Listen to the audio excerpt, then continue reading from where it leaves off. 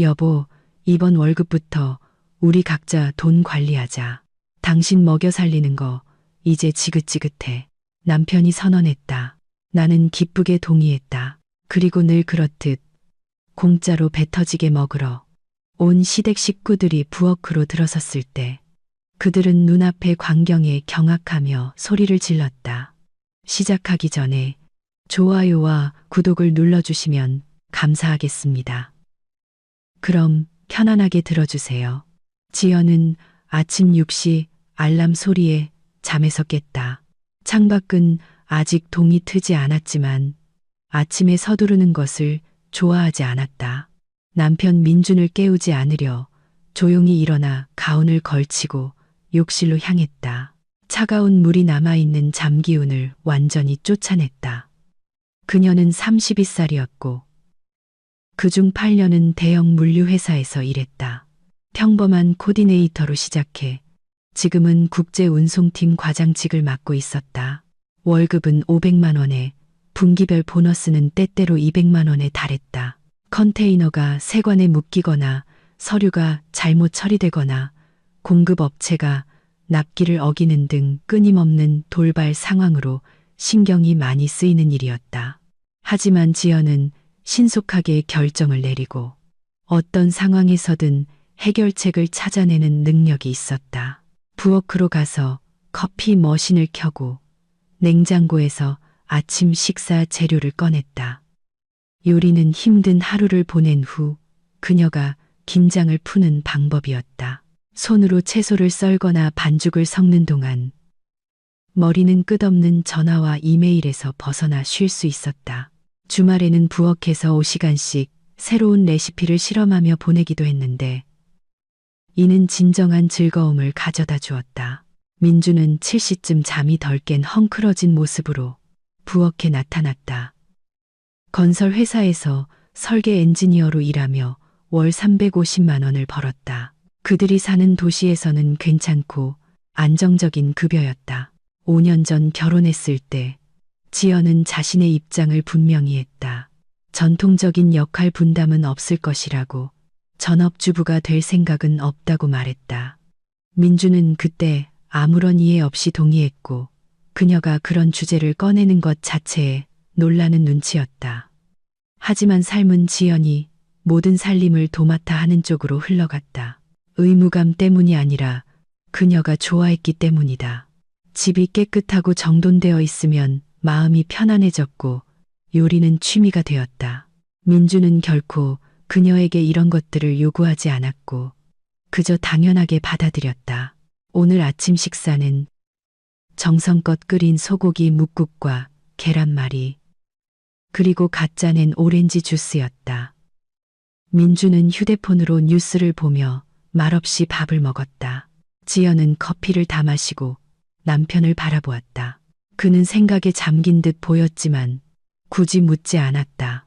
누구나 각자의 생각이 있는 법이니까. 아침 식사 후 민준이 먼저 집을 나섰다. 9시까지 아침 회의에 참석해야 했다. 지연은 30분 더 남아 설거지를 하고 식탁을 닦고 세탁기에 빨래를 넣었다. 모든 것이 기계적으로 빠르고 힘들이지 않고 이루어졌다. 사무실에서의 하루는 평소처럼 바쁘게 지나갔다. 중국 공급업체가 부품 선적을 지연시키는 바람에 대체 운송 경로를 찾아야 했다. 3번의 화상 통화, 수십 통의 이메일, 관세사와의 서류 조율 끝에 점심시간이 되어서야 문제가 해결되었다. 박 상무님은 그저 만족스럽게 고개를 끄덕일 뿐이었다. 그는 지연이 가장 어려운 상황에서도 해결책을 찾아내는 능력에 더 이상 놀라지 않았다. 저녁에는 집 근처 대형 마트에 들렀다. 내일은 토요일, 민준의 가족들이 오는 날이었다. 이는 지난 3년간 굳어진 의식이었다. 모든 것은 민준의 형, 민호에게 셋째 아이가 태어나면서 시작되었다. 민호는 38세, 그의 아내 수지는 34세였다. 아이들은 2년 터울로 연달아 태어나 지금은 아들들이 10살과 8살, 딸이 4살이었다. 수지는 24시간 내내 아이들과 씨름하느라 지쳐 보였고 민호는 항상 일 때문에 바빴다. 그때 민준과 민호의 어머니인 김영희 여사가 토요일마다 지연과 민준의 집에서 모이자고 제안했다. 집이 더 넓고 지연이 요리를 잘하니 수진이가 일주일에 하루라도 부엌에서 해방되게 해주자는 것이었다. 지연은 반대하지 않았다. 많은 사람들을 위해 요리하고 만족스러운 얼굴을 보고 칭찬을 듣는 것을 좋아했다. 그녀는 카트를 가득 채웠다. 오븐 구이용 통닭 2마리, 갈비찜용 소고기 1kg, 신선한 채소 3종류, 푸짐한 쌈채소, 생크림 3종류의 치즈, 수제 칼국수를 위한 최고급 밀가루, 그리고 사과, 배, 포도 같은 과일과 디저트용 라즈베리와 블루베리, 글레이즈용 초콜릿, 사워크림, 계란, 우유까지. 계산대에서 찍힌 금액은 15만 4천 원으로 상당했다. 지연은 카드로 결제하고 영수증을 받아 지갑의 별도 주머니에 넣었다. 그녀는 모든 영수증을 모아두었다가 한 달에 한 번씩 지출 내역을 엑셀 파일에 정리하는 습관이 있었다. 인색해서가 아니라 돈이 어디로 가는지 아는 것을 좋아했기 때문이다. 그것은 상황을 통제하고 있다는 느낌을 주었다. 집에 돌아오니 민주는 이미 소파에 앉아 무릎에 노트북을 올려놓고 있었다. 지연은 무거운 쇼핑백들을 부엌으로 옮겨 내용물을 정리하기 시작했다. 남편이 부엌을 들여다보며 식탁 위에 가득한 식료품들을 훑어보았다. 내일 부모님 오시는구나. 네, 그리고 민호 아주버님이랑 형님, 아이들까지요. 많이도 샀네. 7명이잖아요. 우리 둘까지 합치면 9명이고. 게다가 보통 남은 음식을 일주일치는 싸가시니까요. 민주는 고개를 끄덕이고는 다시 노트북으로 돌아갔다. 지연은 식료품을 찬장에 정리하며 머릿속으로 내일의 요리 계획을 세웠다. 먼저 닭을 오븐에 넣어야지. 2시간은 걸릴 테니까 닭이 익는 동안 갈비찜을 준비하고 그 다음엔 샐러드와 칼국수, 디저트 순서로. 토요일은 이른 아침부터 시작되었다. 아침 8시. 지연은 이미 앞치마를 두르고 부엌에서 닭을 손질하고 있었다. 집중하는 데 도움이 되는 잔잔한 재즈 음악을 틀었다. 커다란 머그잔에 커피를 가득 따라 마시며 요리 과정에 몰두했다. 닭 속은 볶은 버섯과 양파, 치즈, 허브로 채웠다. 겉에는 향신료와 사워크림을 섞어 바른 뒤 호일로 감싸 오븐에 넣었다. 닭이 구워지는 동안 갈비찜을 준비했다. 핏물을 뺀 갈비에 양념을 재워 무와 당근, 밤, 대추와 함께 냄비에 앉혔다. 지연은 빠르고 능숙하게 움직였다. 손이 모든 동작을 기억하고 있었다. 민주는 11시가 다 되어서야 잠이 덜 깬 모습으로 홈웨어 바지에 구겨진 티셔츠 차림으로 부엌에 나왔다.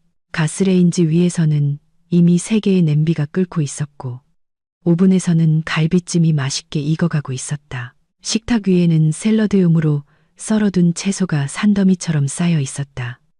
군침이 도는 냄새가 진동했다. 뭐 도와줄 거 없어. 거실에 상 좀 차려줄래요?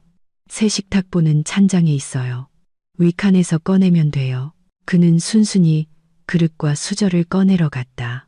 지연은 디저트로 만들 커스터드 크림 과일 타르트를 위해 생크림을 휘젓고 있었다. 막 타르트 위에 신선한 라즈베리를 올리고 있을 때 인터폰이 울렸다. 시계는 정확히 오후 1시를 가리키고 있었다. 시댁 식구들은 항상 정시에 도착했다. 시어머니인 김영희 여사가 가장 먼저 들어왔다. 58세의 다부진 체격에 짧은 머리를 하고 늘 불만스러운 표정을 짓는 분이었다. 그녀의 손에는 커다란 가방이 들려 있었다. 지연은 그 안에 음식을 담아갈 빈 반찬통들이 들어있다는 것을 알았다. 그 뒤로 키 크고 마른 피곤한 기색의 민호가 들어섰고 눈 밑에 다크서클이 짙은 창백한 얼굴의 수진과 새 아이가 뒤따랐다. 남자아이들은 곧장 장난감이 있는 방으로 달려갔고 여자아이는 엄마의 치마를 꼭 붙잡고 있었다. 지연은 음식 접시들을 날라 식탁에 차리기 시작했다.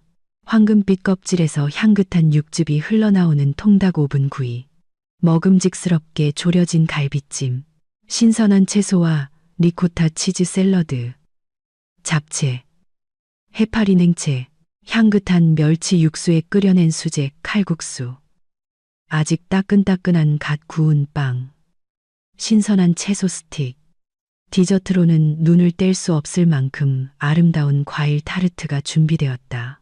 김영희 여사는 감정하듯 식탁 주위를 한 바퀴 돌며 모든 음식을 뜯어보았다.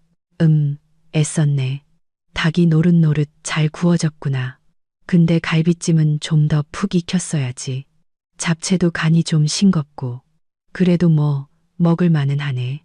지연은 말없이 미소 지었다. 시어머니는 항상 꼬투리를 잡을 것을 찾아냈다.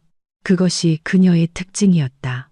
먼저 인색한 칭찬을 한 뒤 반드시 비판을 덧붙였다. 예전에는 짜증나지 않았는데 오늘은 왠지 마음이 따끔거렸다. 식사는 시끄럽고 길게 이어졌다. 남자아이들은 방 사이를 뛰어다녔고 식탁으로 부르려면 10번은 소리쳐야 했다. 여자아이는 빵 외에는 아무것도 먹지 않으려 떼를 썼다. 어른들은 각자의 이야기를 하며 식사를 했다.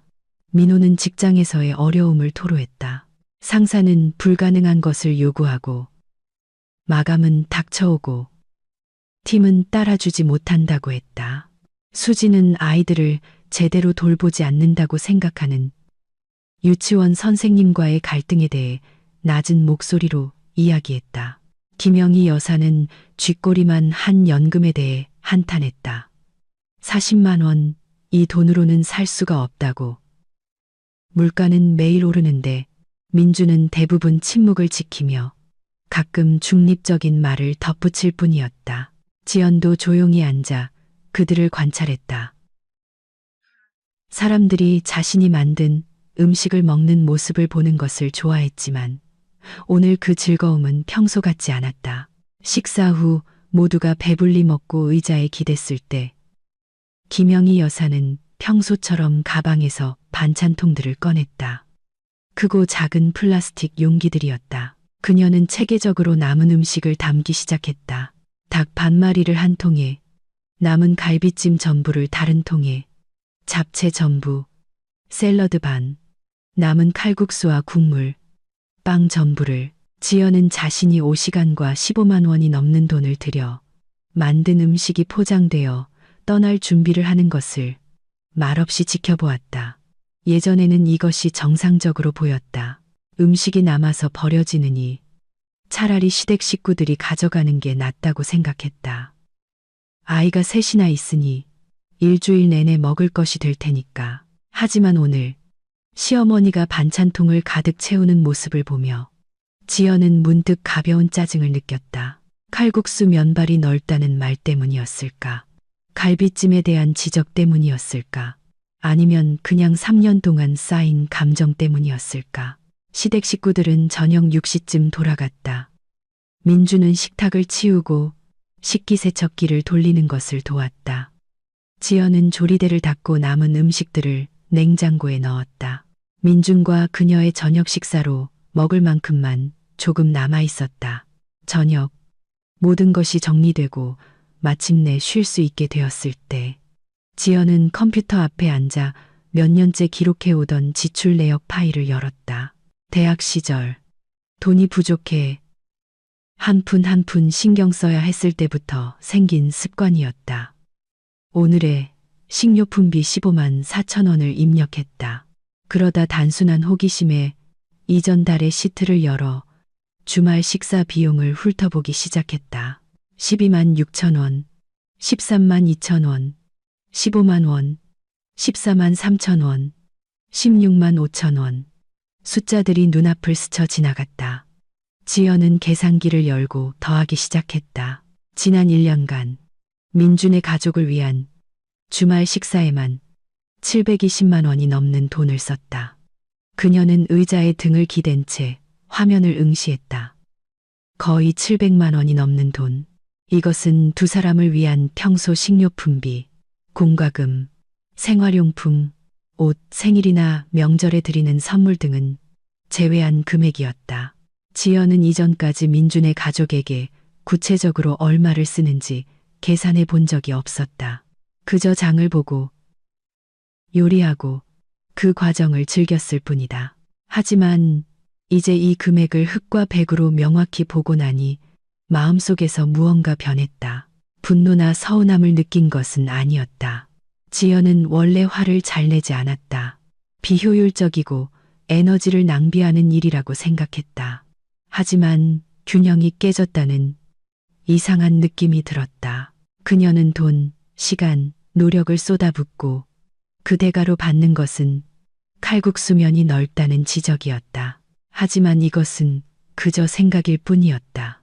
지연은 파일을 닫고 기지개를 켜 뻐근한 등을 풀었다. 일어나서 자신과 민준을 위한 가벼운 저녁을 준비하러 갔다. 점심때 먹고 남은 닭고기 조각을 넣은 채소 스튜였다. 민준은 거실에서 축구를 보고 있었다. 그녀는 허브차 한 잔을 들고 그 옆에 앉았다. 하루는 평소처럼 지나갔다.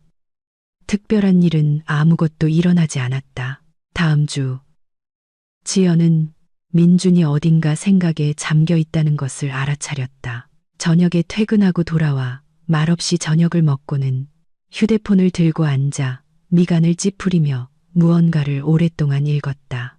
지연은 별다른 주의를 기울이지 않았다. 누구나 각자의 일과 생각이 있는 법이니까. 수요일 저녁, 그들이 저녁 식사를 하고 있을 때 민준이 갑자기 입을 열었다. 있잖아. 오늘 최 대리가 재미있는 얘기를 해주더라고. 최 대리? 누구? 새로 온 동료. 한 달 전에 우리 부서로 옮겨왔는데 이혼남이야. 40살 정도 됐어. 지연은 고개를 끄덕이며 샐러드를 계속 먹었다. 그래서 그 사람이 무슨 얘기를 했는데? 자기 이혼 얘기를 하던데 재산 분할할 때 아내가 아파트 절반을 가져갔대. 지난 5년 동안 전혀 일도 안 하고 집에만 있었는데도 말이야. 심지어 자기 몫의 위자료까지 받으려고 했대. 상상이 돼. 아이들 양육비도 아니고 자기를 위한 위자료를. 그럴 수도 있지. 그래서 말인데 그 사람 말이 가장 큰 문제는 공동생활비 통장을 썼다는 거래. 모든 돈을 한데 모아놨더니 이혼할 때 법원에서 아내가 절반의 권리가 있다고 판결했대. 지연은 접시에서 눈을 들어 남편을 바라보았다. 그 얘기를 당신한테 왜 하는 건데? 그냥 경험을 공유하는 거지. 만약 각자 돈 관리를 했다면 이혼이 더 간단했을 거래. 각자 자기 돈을 가지니까 아무런 요구도 할 수 없지. 그렇구나. 그 사람은 아예 요즘 부부들은 각자 돈 관리를 하는 게 낫다고 생각하더라고. 각자 책임지고 자기가 얼마를 어디에 쓰는지 아니까. 통제도 없고 다툼도 없고. 지연은 말없이 샐러드를 다 먹고 냅킨으로 입을 닦았다. 민준 씨, 나한테 하고 싶은 말이 있으면 그 동료 얘기로 돌려 말하지 말고 그냥 직접 해. 아니, 그냥 혼자 생각해 본 거야. 알았어. 그녀는 일어나서 자기 접시를 들고 부엌으로 갔다. 그가 직접 말할 준비가 되지 않았다면 억지로 캐물을 생각은 없었다. 지연은 짐작이나 암시를 좋아하지 않았다. 하고 싶은 말이 있으면 하겠지. 아니면 마는 거고. 다음 날 목요일. 민주는 또다시 생각에 잠긴 채 퇴근했다. 지연은 저녁으로 레몬과 로즈마리를 곁들인 연어구이를 준비하고 있었다. 그는 부엌 식탁에 앉아 휴대폰을 들고 미간을 찌푸리며 무언가를 읽었다. 지연이 옆을 지나가며 그의 휴대폰 화면을 힐끗 보았다. 결혼 생활에서의 경제적 독립에 관한 어떤 기사였다. 그녀는 아무 말도 하지 않고 요리를 계속했다. 저녁 식사 후 민주는 거실로 갔고 그녀는 설거지를 했다. 창문 너머로 그가 소파에 앉아 노트북으로 검색창에 무언가를 입력하는 모습이 보였다. 지연은 남편이 무언가를 향해 가고 있다는 것을 알았다. 그의 머릿속에서 어떤 생각이 자라나고 있었고 곧 그것을 입 밖으로 낼 것이었다. 하지만 서두르게 할 생각은 없었다. 스스로 생각에 도달하고 그것을 말하게 내버려 둘 참이었다. 금요일은 평온하게 지나갔다. 지연은 서울 본사에 보낼 월간 보고서를 마감하느라 늦게까지 야근을 했다. 밤 10시쯤 피곤한 몸을 이끌고 집에 돌아왔다. 민주는 점심때 먹고 남은 그라탱을 데워주었다. 그들은 텔레비전 앞에서 말없이 식사를 하고 일찍 잠자리에 들었다. 토요일 아침은 다시 시댁 식구들을 맞이할 준비로 시작되었다. 지연은 8시에 일어나 커피를 마시고 신선한 생선을 사러 시장에 갔다. 구운 송어를 요리해 보기로 했다. 예전부터 크림 소스와 케이퍼를 곁들인 새로운 레시피를 시도해보고 싶었다. 시장 좌판 사이를 거닐며 가장 신선한 생선을 골랐다.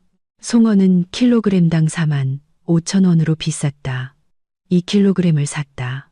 채소, 허브, 치즈, 크림도 샀다. 총 138,000원을 썼다. 집에 돌아와 부엌에서 마법을 부리기 시작했다. 송어는 손질해서 내장을 제거하고 레몬 조각과 딜가지로 속을 채워야 했다. 크림, 화이트 와인, 케이퍼, 마늘로 소스를 만들었다. 생선을 오븐에 넣고 주기적으로 소스를 끼얹으며 구웠다. 감자와 버섯을 넣은 고기 그라탱과 세 종류의 샐러드, 신선한 레몬과 민트로 만든 수제 레모네이드도 준비했다. 오후 1시가 되자 식탁은 완벽하게 차려졌다. 시댁 식구들은 제 시간에 도착했다. 김영희 여사는 곧장 부엌으로 들어와 냄새를 맡았다. 생선 냄새가 나네. 송어 요리했니? 비쌌을 텐데. 지연은 대답하지 않고 예쁜 샐러드 그릇에 샐러드를 옮겨 담았다. 시어머니는 잠시 서 있다가 거실로 들어갔다. 식사는 평소처럼 시작되었다. 모두들 생선을 먹으며 칭찬했다. 송어는 정말 훌륭했다. 부드럽고 촉촉하며 은은한 크림 맛이 일품이었다. 아이들도 양볼이 미어터져라 먹었다. 수지는 레시피를 물었다. 민호는 말없이 먹었지만 만족한 표정이 역력했다. 물론 김영희 여사는 소스가 좀 더 걸쭉했으면 좋았을 거고 레모네이드에는 레몬을 너무 많이 넣었다고 지적했다. 하지만 이것은 이미 전통이 되어버렸다. 시어머니는 칭찬만으로는 끝내지 못했다. 지연은 들으며 이 식사에 거의 14만 원과 5시간을 썼다는 생각을 했다. 그리고 그 대가로 받는 것은 소스의 농도에 대한 지적이었다. 모두가 디저트까지 다 먹었을 때 김영희 여사는 반찬통을 꺼내려 가방에 손을 뻗었다. 하지만 음식을 담기 전에 그녀는 갑자기 지연을 향해 돌아섰다. 지연아, 너 요즘 젊은 부부들이 각자 돈 관리 많이 하는 거 아니? 마침 빈 접시를 치우던 지연은 걸음을 멈추고 시어머니를 유심히 바라보았다. 각자 돈 관리요? 그래. 각자 자기 돈은 자기가 알아서 쓰는 거 말이다. 생각보다 아주 편하대. 누구한테 편하다는 말씀이세요? 둘 다한테 편하지. 생각해봐. 부부가 돈을 합쳐서 쓰면 갈등이 생기기 쉽잖아. 한 사람은 더 많이 쓰고 다른 사람은 덜 쓰고 그럼 불만이 생기기 시작하는데 각자 관리하면 각자 책임지니까 싸울 일이 없지. 지연은 천천히 접시 더미를 식탁에 내려놓았다. 어디서 그런 글을 읽으셨어요? 인터넷에서. 요즘 결혼 생활에서의 경제적 독립에 대한 글이 많더라고. 내가 하나 민준이한테 보내줬는데 읽어봤다더라. 그렇지, 아들. 식탁 다른 쪽 끝에 앉아있던 민주는 얼굴을 붉히며 고개를 끄덕였다. 지연은 말없이 미소 지었다. 머릿속이 차갑고 명확해졌다. 그녀는 순식간에 모든 그림을 이해했다. 김영희 여사가 민준에게 아이디어를 던져주었다. 그는 그 아이디어를 곱씹으며 이혼한 동료와 상담하고 기사를 읽었다. 그리고 지금 시어머니는 상황을 진전시키기 위해 모두 앞에서 이 주제를 꺼낸 것이다. 그렇군요. 지연은 겨우 이 한마디를 했다. 김영희 여사는 며느리가 반대하지 않는 것에 고무되어 말을 이었다. 내가 아주 똑 부러지는 글을 하나 읽었는데 거기서는 공동생활비 통장이 구시대의 유물이라고 하더구나. 예전에는 여자들이 일을 안 하고 집에만 있으니까 돈을 한데 모았던 거고 지금은 다들 일하잖니. 그럼 각자 경제적으로 독립해야지. 이게 요즘 방식이야. 알겠니? 충분히 요즘 방식이네요. 지연이 동의했다. 시어머니는 더 큰 열정을 기대했지만 멈추지 않고 계속했다. 지연이 너도 일하고 돈 벌잖아. 그럼 민준이랑 한번 해보는 게 어때? 각자 자기 돈은 자기가 쓰는 거야. 누구한테 보고할 필요도 없고 자유롭잖아. 지연은 고개를 끄덕이고는 접시를 들고 부엌으로 향했다. 등 뒤로 김영희 여사가 만족스러운 표정으로 반찬통에 음식을 담기 시작하는 소리가 들렸다. 송어 반 마리, 그라탱 전부, 샐러드 3개 중 2개, 레모네이드 전부. 민혼의 가족을 위한 일주일치 식량이었다. 시댁 식구들은 저녁 늦게 돌아갔다. 민주는 말없이 식탁을 치웠고 지연은 말없이 식기세척기를 채웠다. 그들은 대화하지 않았다. 각자 자신의 생각에 잠겨 있었다. 부엌이 정리되었을 때 지연은 방으로 들어가 컴퓨터를 켜고 금융 관련 문서가 있는 폴더를 열었다. 선반 위 상자에서 지난 1년간의 영수증을 모두 꺼내 앞에 펼쳐놓고 은행 앱을 열어 카드 명세서를 전부 다운로드했다. 그리고 계산을 시작했다. 민준의 가족을 위한 주말 식사비 1년간 720만 원. 순수 식료품 비용이었다. 2사람을 위한 평소 식료품비 월 평균 60만 원. 1년간 720만 원. 공과금 월 약 20만 원. 1년간 240만 원. 반씩 나누면 각자 120만 원. 생활용품, 세제, 각종 잡화, 휴지, 비누 샴푸 등 월 약 10만 원. 1년간 120만 원. 의류. 지연은 검소하지만 질 좋은 옷을 입었다. 옷을 자주 사지는 않았지만 한 번 사면 오래 입었다. 1년간 약 200만 원을 썼다. 친지, 선물. 시어머니 생신에는 보통 10만 원 상당의 선물을 했다. 민호 아주버님 생일 10만 원, 수진 형님 5만 원, 아이 3세개 각각 3만 원씩, 총 9만 원. 설과 추석에는 각자에게 또 선물을 했다. 양가 부모님 생신 선물과 명절 용돈 다 합치면 1년에 약 250만 원이 되었다. 지연은 상세한 표를 만들어 모든 것을 항목별로 나누고 금액을 입력했다.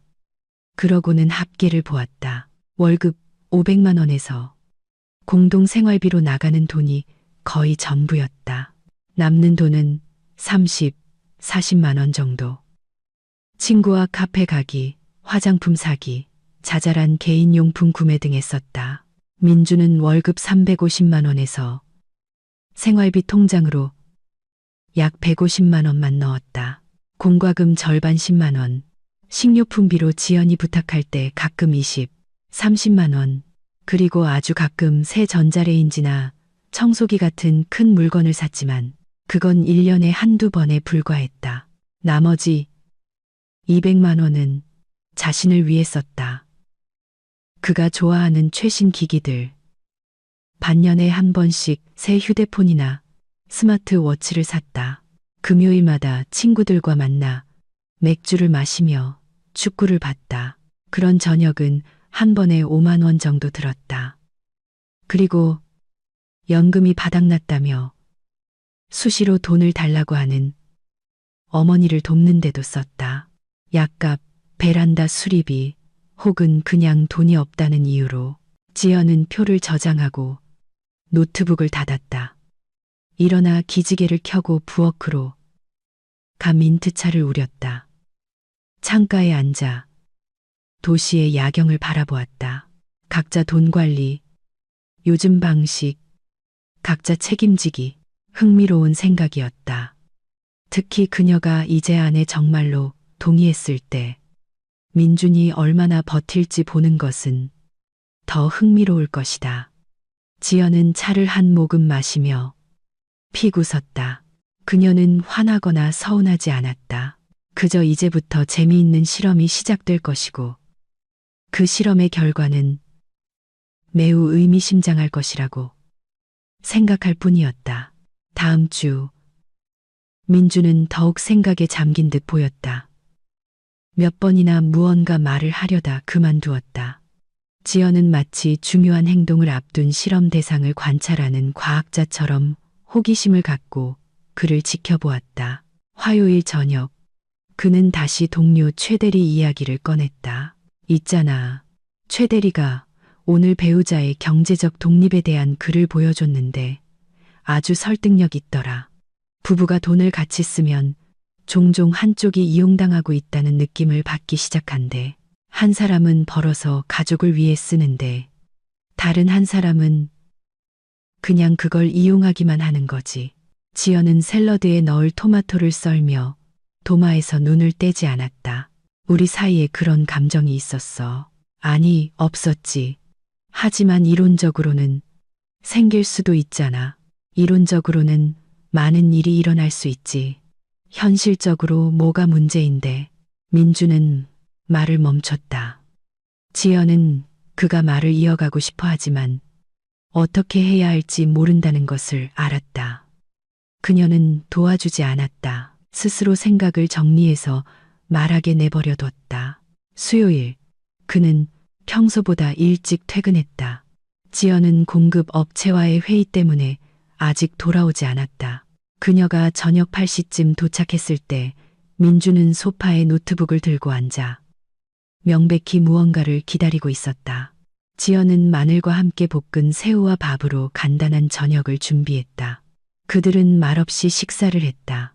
그 후 그녀는 샤워를 하러 갔다. 샤워를 마치고 나왔을 때 민주는 여전히 소파에 앉아 있었지만 노트북은 없었다. 그저 앉아서 손으로 쿠션을 만지작거리고 있었다. 지연아, 우리 얘기 좀 해야겠어. 그녀는 맞은편 안락의자에 앉아 가운을 여몄다. 머리카락은 아직 샤워 후 젖어 있었다. 남편을 조용히 바라보며 기다렸다. 있잖아. 내가 최근에 우리 삶에 대해, 우리가 어떻게 사는지, 그리고 돈 문제에 대해서도 많이 생각해 봤어. 지연은 침묵했다. 그리고 말이야, 우리 예산 관리 방식에 변화를 좀 줘야 할 것 같아. 어떤 변화? 민주는 침을 삼키고 미간을 문질렀다. 지연은 그가 긴장했을 때 나오는 이 버릇을 알고 있었다. 내 생각엔 우리 각자 돈 관리를 시작해야 할 것 같아. 그게 더 요즘 방식이고 올바른 것 같아. 각자 책임지고 자기 돈은 자기가 알아서 쓰는 거지. 이게 수많은 잠재적 갈등을 없애줄 거야. 우리 돈 문제로 갈등이 있었어? 아니. 하지만 미래에는 생길 수도 있잖아. 그렇구나. 그러니까 넌 아직 없지만 이론적으로 생길 수도 있는 갈등을 막기 위해 각자 돈 관리를 하자는 거네. 민주는 말을 더듬었다. 그렇지. 게다가 자유롭잖아. 각자 자기 돈을 마음대로 쓰니까. 누구한테 보고할 필요도 없고 내가 언제 당신한테 보고하라고 요구한 적 있어? 아니. 그럼 그 자유는 왜 필요한 건데? 민주는 잠시 침묵하더니 마치 마음이 바뀔까 두려운 듯 빠르게 내뱉었다. 여보, 이번 월급부터 우리 각자 돈 관리하자. 당신 먹여 살리는 거 이제 지긋지긋해. 침묵이 흘렀다. 지연은 표정 변화 없이 남편을 바라보았다. 마음속에는 서운함도 분노도 놀라움도 없었다. 그저 차가운 이해만이 존재했다. 마침내 올 것이 왔다.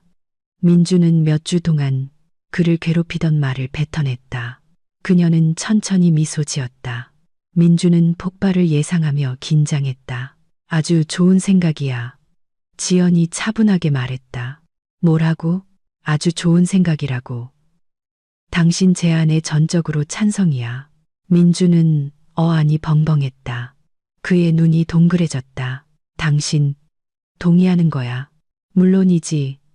각자 돈 관리는 정말 요즘 방식이고 올바른 거야. 각자 책임지고 자기 돈을 알아서 쓰는 거. 공평하고 정의롭잖아. 안 그래? 당연하지. 그럼 내일부터 바로 시작하자. 미룰 필요 없잖아. 민주는 입을 벌린 채 앉아 있었다. 그는 분명히 싸움, 눈물, 비난을 각오하고 있었고 반박할 논리와 답변까지 연습해 두었을 텐데 돌아온 것은 즉각적이고 기쁜 동의였다. 정말 괜찮아? 내가 왜 반대해야겠어? 당신 말이 전적으로 맞아. 누구나 경제적으로 독립해야지. 내일부터 새로운 삶을 시작하는 거야. 당신이 이런 제안을 해줘서 기뻐. 지연은 일어나 그에게 다가가 뺨에 키스했다. 잘 자, 여보. 난 내일 일찍 일어나야 해서. 그녀는 침실로 들어갔고 민주는 완전히 어리둥절한 채 소파에 남겨졌다. 그는 기뻐해야 할지 경계해야 할지 알 수 없었다. 이런 반응은 전혀 예상하지 못했다. 지연은 침대에 누워 눈을 감았다. 마음속은 평온하고 차가웠다. 민주는 각자 돈 관리를 원했다. 그는 그것을 모든 파생 효과와 함께 온전히 얻게 될 것이다.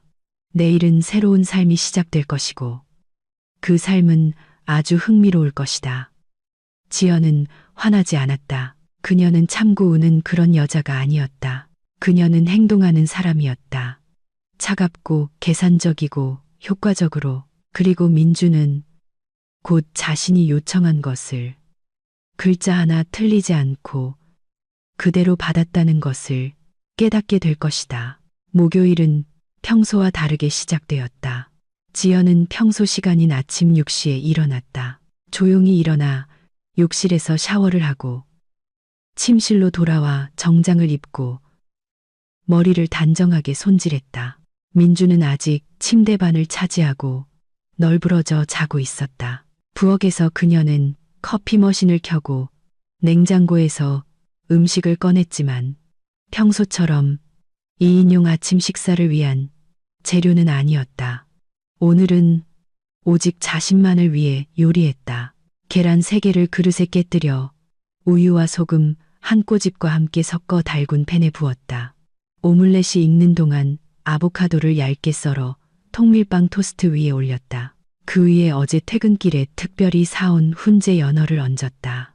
자몽 반개의 즙을 짜고 접시와 커피찬, 태블릿 PC를 들고 식탁에 앉았다. 업무 메일을 확인하고 급한 메일 두어 통에 답장했다. 천천히 한 입 한 입 음미하며 식사했다. 아보카도는 완벽하게 익었고 연어는 입에서 녹았다.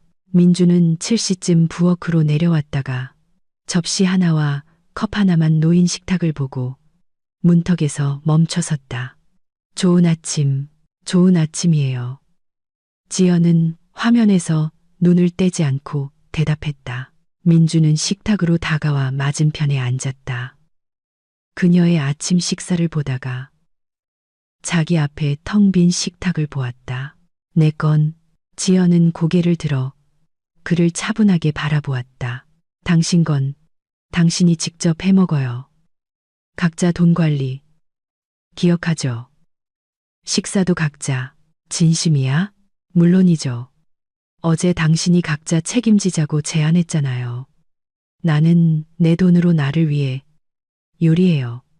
당신은 당신 돈으로 당신을 위해 요리하고 논리적이잖아.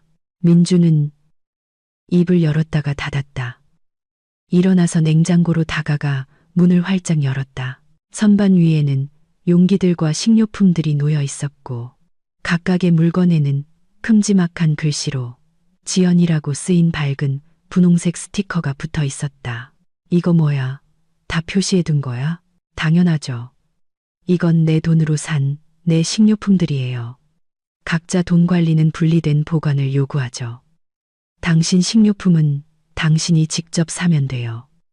언제? 원할 때요. 지금이라도 시간이 되면 사 오든가 아니면 퇴근 후에 사든가 편한 대로 해요. 지연아, 지금 장난해? 아니요. 난 당신이 어젯밤에 직접 정한 규칙을 따르는 것뿐이에요. 각자 돈 관리는 각자 책임진다는 뜻이잖아요. 아니면 당신이 의도한 건 다른 거였어요? 민주는 그녀를 바라보며 침묵했다. 지연은 차분하게 커피를 다 마시고 태블릿 PC를 가방에 넣었다. 일어나서 자기 그릇을 싱크대로 가져가 접시, 컵, 포크를 씻고 물기를 닦아 제자리에 두었다. 좋은 하루 보내요. 그녀는 지나가며 한마디 던지고 부엌을 나섰다. 민주는 부엌 한가운데 선체로 남았다. 다시 냉장고를 열어 스티커들을 절망적으로 바라보다가 스티커가 붙어 있지 않은 물병을 꺼냈다. 물 한 잔을 따라 단숨에 마시고 재킷을 집어들고 문을 쾅 닫으며 아파트를 뛰쳐나갔다. 지연은 주차장에서 차에 앉아 문 닫는 소리를 듣고 피구섰다. 시동을 걸고 회사로 향했다. 근무일은 평소처럼 흘러갔다. 문제는 많지 않았고 모든 것이 신속하게 해결되었다. 점심시간에 지연은 사무실 근처의 괜찮은 카페에 가서 타이거 새우 샐러드와 화이트 와인 한 잔을 주문했다. 35,000원을 썼지만 한치의 후회도 없었다. 음식은 훌륭했다. 점심 식사 후 휴대폰에 은행 앱을 켜서 새로운 적금 계좌를 만들었다. 비상금이라고 이름 붙이고 월급의 3분의 1인 150만 원을 이체했다. 이것은 만약을 위한 그녀의 개인적인 안전망이 될 것이다. 민주는 이 계좌에 대해 몰랐고 알 필요도 없었다. 각자 돈 관리니까. 저녁에 지연은 대형마트에 들러 카트를 끌고 천천히 매대를 둘러보며 식료품을 골랐지만 평소 가족을 위해 사던 것들은 아니었다. 오늘은 오직 자신이 좋아하는 것들만 담았다. 민준이 고무 같다고 질색하던 킹크랩 새우 1kg에 6만 원. 민준이 맛없는 풀이라고 부르며 먹기를 거부하던 잘 익은 아보카도 5개. 민준이 냄새만 맡아도 얼굴을 찌푸리던 비싼 프랑스산 블루치즈 400g에 2만 5천 원. 신선하고 예쁜 도미필레 킬로그램당 4만 원. 1.3kg을 샀다. 초록색 아스파라거스 한 묶음 1만 2천 원. 신선한 라즈베리와 블루베리 작은 팩 각각 8천 원. 벨기에산 판 초콜릿 3종류 각각 1만 원. 괜찮은 화이트 와인 한 병 4만 원. 그녀가 가장 좋아하는 품종의 커피 캡슐 한 팩이만 8천 원. 비싼 냉합착 올리브 오일 2만 원. 파르메산 치즈 한 덩이 1만 8천 원. 그 외에 신선한 채소, 허브, 과일, 고급 브랜드의 요거트, 유리병에 든 미네랄 워터도 샀다. 계산대에서 나온 금액은 23만 7천 원으로 상당했다. 지연은 망설임 없이 결제했다. 이것은 그녀의 돈이고 그녀는 자신을 위해 쓰는 것이다. 약속한 대로 집에는 민준이 이미 와 있었다. 그는 어두운 얼굴로 소파에 앉아 휴대폰을 보고 있었다. 지연은 무거운 쇼핑백을 들고 그를 지나쳐 부엌으로 갔다. 그는 도와주러 일어나지도 않았다. 그녀는 쇼핑한 물건들을 정리하기 시작했다. 새우와 생선은 예전에 사용하지 않던 냉동실 위칸에 넣었다. 봉지에 지연이라고 쓰인 밝은 스티커를 붙였다. 아보카도, 치즈, 채소 베리는 냉장고의 별도 선반에 넣었다. 역시 모두 스티커를 붙였다. 초콜릿, 커피 캡슐, 비싼 올리브 오일도 마찬가지였다. 오는 길에 생활용품점에서 산 작은 선반이 달린 캐비닛을 꺼냈다. 부엌에서 바로 조립해서 구석에 세우고 냉장 보관이 필요 없는 식료품들을 그 안에 옮겨 담았다. 문을 닫고 작은 자물쇠로 잠갔다. 열쇠는 얇은 목걸이에 걸어 목에 걸었다.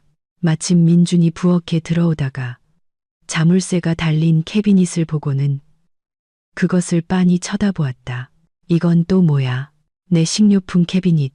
누가 실수로 남의 걸 먹지 않도록 자물쇠까지 잠갔어? 진심으로. 각자 돈 관리는 명확한 구분을 요구하잖아. 오해가 생기는 걸 원치 않아. 지연아, 너 제정신이야. 충분히. 당신은 저녁 먹을 거 사왔어? 민주는 침묵했다.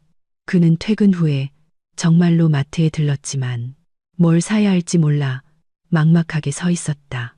결국 가장 간단한 것들만 샀다. 냉동 만두 한 봉지, 식빵, 버터, 값싼 소시지, 마요네즈, 약 1만 5천 원을 썼다. 그 모든 것이 지금 냉장고 맨 아래 칸에 초라하고 외롭게 놓여 있었다. 지연은 냉동실에서 새우를 꺼내 해동시켰다. 새우가 녹는 동안 아보카도, 방울토마토, 양상추를 썰고 루꼴라를 더했다. 새우는 올리브 오일에 마늘과 레몬즙을 넣고 볶았다. 양상추 위에 올리고 아보카도와 토마토를 얹었다. 올리브 오일, 레몬즙, 머스터드로 만든 소스를 뿌리고 파르메산 치즈를 갈아 얹었다. 화이트 와인 한 잔을 따르고 샐러드를 쟁반에 담아 헤드폰으로 음악을 켜고 식탁에 앉아 저녁 식사를 시작했다. 한 입 한 입 음미하며 민주는 가스레인지 앞에서 자기 만두를 삶고 있었다. 끓는 물에 만두를 넣고 저어주다가 멍하니 끓는 냄비를 바라보았다. 10분 후 그는 국자로 만두를 건져냈다. 너무 익어서 만두피는 흐물흐물해지고 서로 들러붙어 있었다. 그는 그 죽 같은 것을 접시에 담고 마요네즈를 뿌렸다. 포크를 들고 거실 텔레비전 앞에 앉아 고무 같은 밀가루 덩어리를 씹으며 말없이 먹었다. 지연은 샐러드를 다 먹고 자기 그릇을 씻었다. 그의 더러운 냄비, 국자, 접시는 싱크대에 그대로 두었다. 책을 들고 거실로 가 안락의자에 자리 잡았다. 민주는 그녀를 한 번 보고 자기 빈 접시를 보고 더러운 그릇이 쌓인 싱크대를 보고는 일어나 설거지를 하러 갔다. 15분 동안 덜그럭거리며 낮은 목소리로 욕설을 내뱉었다. 돌아와서는 소파에 털썩 주저앉아 휴대폰에 코를 박았다. 그들은 늦게 잠자리에 들었다. 각자 침대 반대편에 누워 서로 등을 돌린 채 금요일은 같은 시나리오로 시작되었다. 지연은 베리와 견과류를 곁들인 오트밀과 갓 짜낸 주스, 커피로 아침을 준비했다. 민주는 부엌에 나와 그녀의 접시를 보고 냉장고를 들여다보았다. 그의 식료품인 식빵, 버터, 소시지가 아래 칸에 놓여 있었다.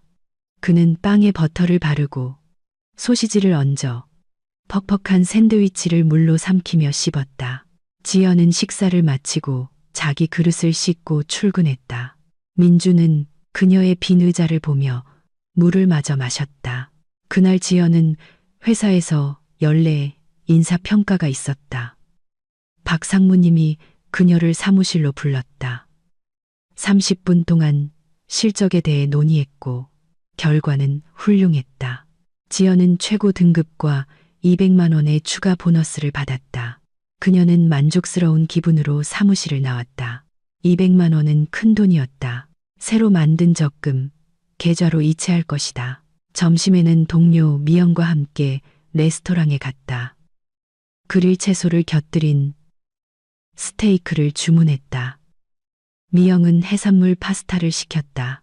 그들은 식사를 하며 일과 주말 계획에 대해 이야기했다. 집안일은 어때? 미영이 물었다. 흥미진진해. 지연이 피고섰다. 무슨 뜻이야? 민준 씨가 각자 돈 관리하자고 제안했어. 나도 동의했고. 미영은 파스타를 먹다 사례가 들려 기침을 했다. 뭐, 각자 돈 관리. 응, 어제부터 각자 책임지기로 했어. 그래서 어때? 최고야. 난 나 자신을 위해서만 요리하고 내 식료품만 사. 그 사람도 마찬가지고 얼마나 버틸지 두고 봐야지. 미영이 웃음을 터뜨렸다. 너 진짜 독하다. 맘에 드네. 그 사람 얼마나 버텼는데. 이틀째. 어제는 불어터진 만두로 저녁 때웠고 오늘 아침엔 값싼 소시지로 만든 퍽퍽한 샌드위치를 먹었어. 너는? 나는 새우, 아보카도, 연어, 비싼 치즈. 예전에는 그가 안 먹는다는 이유로 안 샀던 것들 전부 먹고 있어. 잘했어. 한번 당해봐야 정신 차리지. 그들은 식사를 마치고 커피를 한 잔씩 마셨다. 지연은 자기 몫으로 5만 7천 원을 계산했다. 괜찮았다. 예전에는 돈을 아끼느라 이렇게 비싼 레스토랑에 거의 오지 못했다. 이제는 아낄 필요가 없었다. 모든 돈이 오직 그녀 자신에게만 쓰이니까. 저녁에 그녀는 다시 마트에 들러 신선한 굴을 샀다. 항상 집에서 요리해보고 싶었다. 비싼 프랑스 바게트, 까망베르, 무화과, 꿀도 샀다. 8만 2천 원을 썼다. 집에 돌아오니 민주는 배고프고 화난 얼굴로 소파에 앉아 있었다.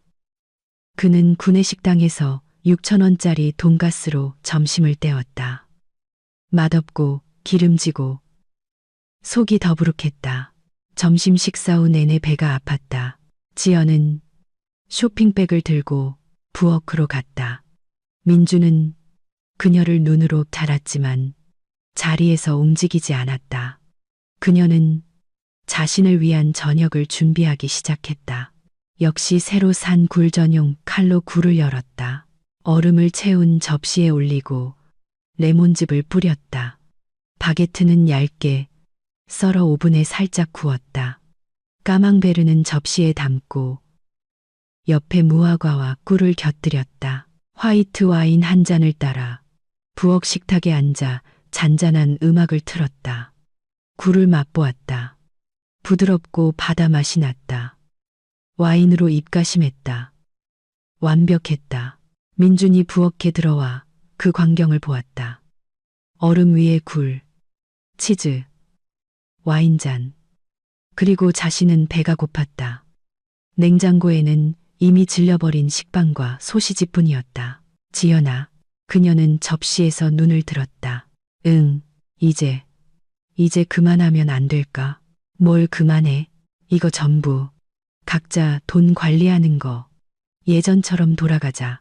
민준 씨, 이제 겨우 이틀 지났어. 당신이 직접 제안한 거잖아. 요즘 방식이고 올바르다고 했으면서 네가 이렇게까지 문자 그대로 받아들일 줄은 몰랐어. 그럼 어떻게 받아들여야 했는데? 당신이 각자 돈 관리하자고 했고 나는 동의했어. 이제 우린 각자 돈 관리하는 거야. 각자 책임지는 거지. 내 뜻은 그게 아니었어. 그럼 당신 뜻은 뭐였는데? 민주는 입을 열었다가 닫았다. 대답할 말을 찾지 못하고 몸을 돌려 부엌을 나갔다. 지연은 와인을 다 마시고 굴을 다 먹었다. 자기 그릇을 씻고 거실로 가드라마를 켰다. 민주는 소파에 앉아 어둡고 배고픈 표정을 하고 있었다. 그러다 일어나 부엌으로 갔다. 그녀는 그가 거기서 무언가를 볶는 소리를 들었고 타는 냄새가 났다. 20분 후 그는 숯덩이에 가까운 계란 프라이 접시를 들고 돌아왔다. 얼굴을 찌푸리며 먹기 시작했다. 토요일. 평소 같으면 지연이 일찍 일어나 시댁 식구들을 맞이할 준비를 시작하는 날이었다. 하지만 오늘 그녀는 십시에 일어나 침대에서 휴대폰을 보며 소셜 미디어 피드를 훑었다. 서두를 필요가 없었다. 민준도 11시가 다 되어서야 늦잠에서 깼다. 거실로 나와 기지개를 켜고 하품을 했다. 그러다 문득 생각났다. 지연아, 오늘 부모님 오시는 날이잖아. 지연은 소파에 누워 책을 읽고 있었다. 응, 기억해. 당신 요리할 거야? 아니, 민주는 방 한가운데서 얼어붙었다. 안 한다니, 무슨 말이야? 그렇게 해. 각자 돈 관리하잖아. 난 손님들 요리는 안 해. 당신 부모님은 당신 책임이야. 식사 대접하고 싶으면 직접 요리하든가 아니면 배달 음식을 시키든가 해. 지연아, 이럴 순 없어. 왜 안 돼?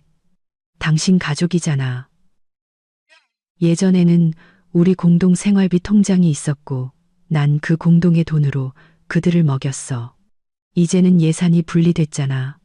그러니까 당신이 부모님을 먹이고 싶으면 당신 돈을 써. 하지만 당신이 항상 요리했잖아.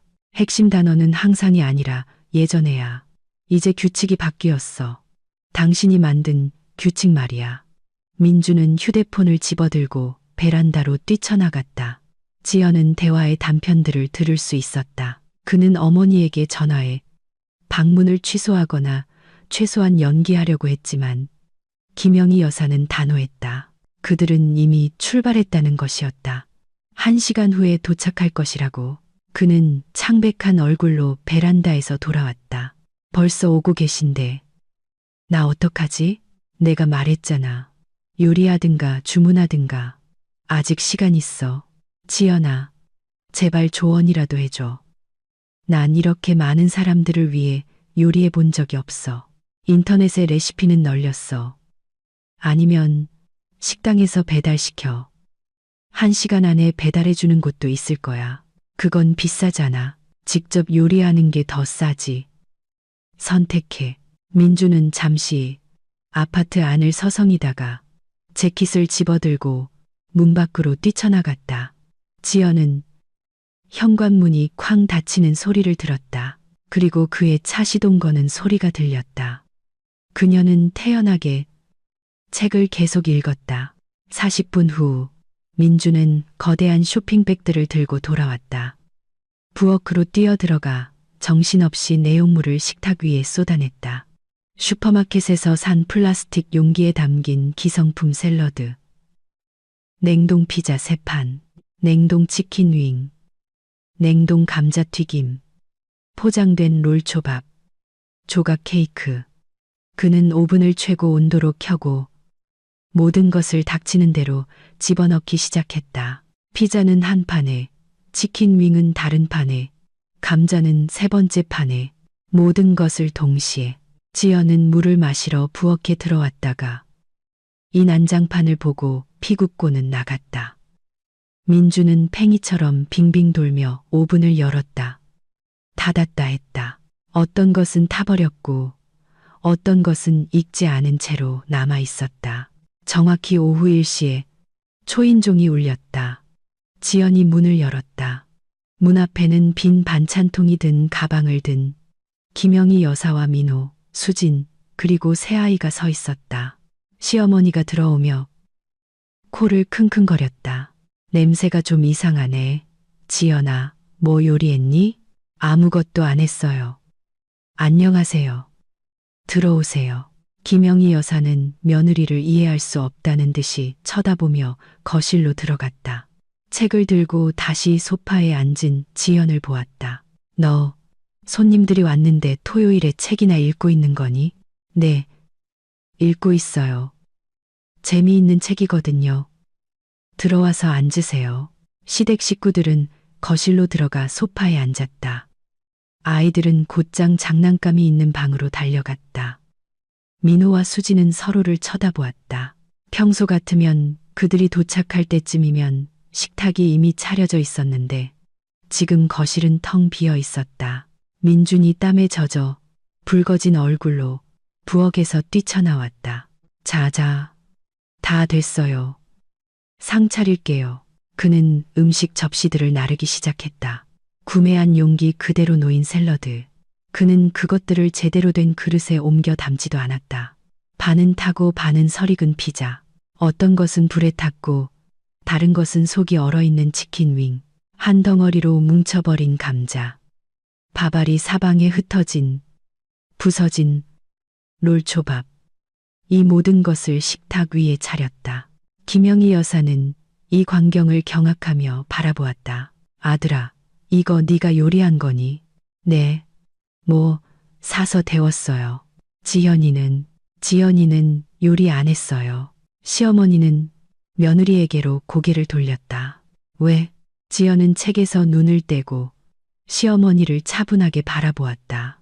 각자 돈 관리하잖아요. 기억하세요.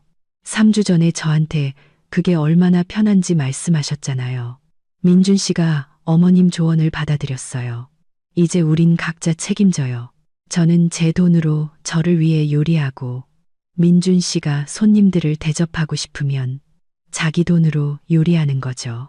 하지만 우린 가족이잖니. 어머님은 민준 씨 가족이죠. 그리고 그는 어머님께 얼마든지 쓸 수 있어요. 자기 돈으로요. 저는 반대 안 해요. 하지만 제 돈은 제 돈이에요. 김영희 여사는 입을 열었지만 말을 찾지 못했다. 민호가 픽 웃었다. 수지는 웃음을 참으려 입술을 깨물었다. 식사는 무거운 침묵 속에서 시작되었다. 모두 마지못해 식탁에 앉았다. 샐러드는 맛이 없었다. 가게에서 산 싱겁고 의심스러운 품질의 마요네즈가 들어간 샐러드였다. 피자는 탄맛 때문에 썼고 치킨 윙은 고무 같았고 감자는 뭉쳐있고 속은 차가웠다. 롤초밥은 부서져서 먹기 불편했다. 아이들은 이것을 먹기를 거부했다. 막내딸은 울음을 터뜨렸다. 평소처럼 제대로 된 음식을 원했다. 수진이 아이를 달래려 했지만 아이는 목청껏 울었다. 김영희 여사는 돌처럼 굳은 얼굴로 앉아 음식에 거의 손도 대지 않았다. 민호는 얼굴을 찌푸리며 말없이 씹었다. 수지는 물만 마셨다. 20분 후 모두들 먹는 척하는 것조차 그만두었다. 그저 어색한 침묵 속에 앉아 있을 뿐이었다. 평소 같으면 식사 후에 디저트와 차, 긴 대화가 이어졌을 것이다. 오늘은 모두 침묵했다. 김영희 여사가 마침내 참지 못하고 말했다. 민준아, 대체 무슨 일이 일어나고 있는지 설명 좀 해봐라. 민준은 머뭇거리며 발을 동동 굴렀다. 엄마, 그게 지연이랑 제가 각자 돈 관리하기로 했어요. 각자 책임지는 거죠. 왜 그런 짓을? 요즘 방식이잖아요. 올바르고. 엄마가 직접 말씀하셨잖아요. 시어머니의 얼굴이 붉어졌다. 내 뜻은 그게 아니었어. 그럼 무슨 뜻이었는데요? 책을 덮으며 지연이 끼어들었다. 설명 좀 해주시겠어요? 그녀는 일어나 식탁으로 다가가 빈 의자에 앉았다. 어머님, 3주 전에 저한테 각자 돈 관리에 대해 말씀하셨어요. 편하고 요즘 방식이고 올바르다고 하셨죠. 민준 씨가 그 말을 들었어요. 이제 우린 각자 돈 관리해요. 뭐가 문제죠? 문제는 네가 지금 장난을 치고 있다는 거야. 남편을 굶기고 가족을 위해 요리하기를 거부하고 전 아무도 굶기지 않아요. 민준 씨는 성인이고 스스로 요리하거나 음식을 주문하거나 기성품을 사 먹을 수 있어요. 돈도 있고 능력도 있잖아요. 하지만 넌 아내야. 의무가 있잖니. 아내의 의무에 매주 토요일마다 남편의 친척들을 공짜로 먹이는 건 포함되지 않아요. 저는 일하고 돈을 벌고 제 몫의 생활비를 내요. 민준 씨도 마찬가지고요. 우리는 동등해요. 아니면 저희가 동등하지 않다고 생각하세요. 김영희 여사의 얼굴이 시뻘개졌다. 넌 항상 그렇게 냉정했니? 아니요. 예전에는 제가 우리가 한 가족이라고 생각했기 때문에 기꺼이 여러분을 위해 요리했어요. 하지만 어머님이 각자 돈 관리를 제안하셨으니 우리는 한 가족이 아닌 거죠. 각자 책임지는 거예요. 민호가 갑자기 짧고 날카롭게 웃었다. 있잖아, 민준아. 지연이 말이 맞아. 민호야. 어머니가 분개했다. 엄마, 그만해요. 지연이 말이 전적으로 맞아요. 우린 정말 여기에 와서 지연이 돈과 노동력으로 공짜로 배를 채우는데 익숙해졌어요. 지연이는 우리한테 엄청난 시간과 돈을 썼는데 우린 심지어 반찬통까지 채워서 일주일치 식량을 챙겨갔잖아요. 우리 정말 양심도 없었어요. 수진이 조용히 고개를 끄덕였다. 아주버님 말이 맞아요. 전 우리가 음식을 그렇게 많이 가져갈 때마다 항상 미안했어요. 하지만 어머님이 그게 당연한 거고 지연 씨도 괜찮다고 하셨잖아요. 저도 정말 괜찮았어요. 지연이 말했다. 우리 예산이 공동일 때까지는요. 이제 예산이 분리됐으니 규칙이 바뀐 거예요. 김영희 여사는 입술을 꽉 다문 채 침묵했다. 그러다 갑자기 일어나 가방을 움켜쥐었다. 우린 가겠다. 얘들아, 가자. 민호와 수진도 일어나 아이들을 챙겨 옷을 입었다. 문 앞에서 민호가 동생에게 돌아섰다. 민준아, 잘 생각해봐. 지연이는 잘못 없어. 이 모든 말도 안 되는 짓을 시작한 건 너야. 문이 닫혔다. 민주는 거실 한가운데 선 채 초라한 식사에 잔해와 더러운 그릇, 닫힌 문을 바라보았다. 그러고는 지연을 보았다.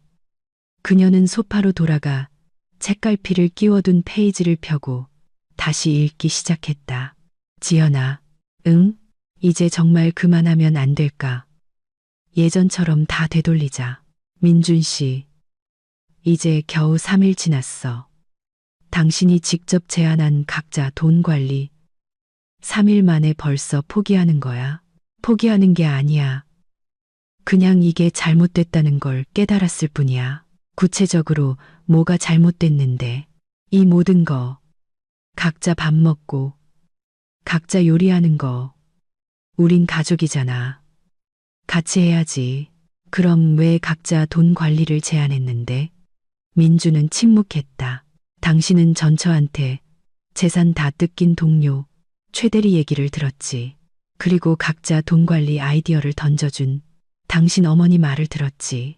그래서 내가 당신을 이용하고 있고 당신 돈을 함부로 쓴다고 생각한 거야.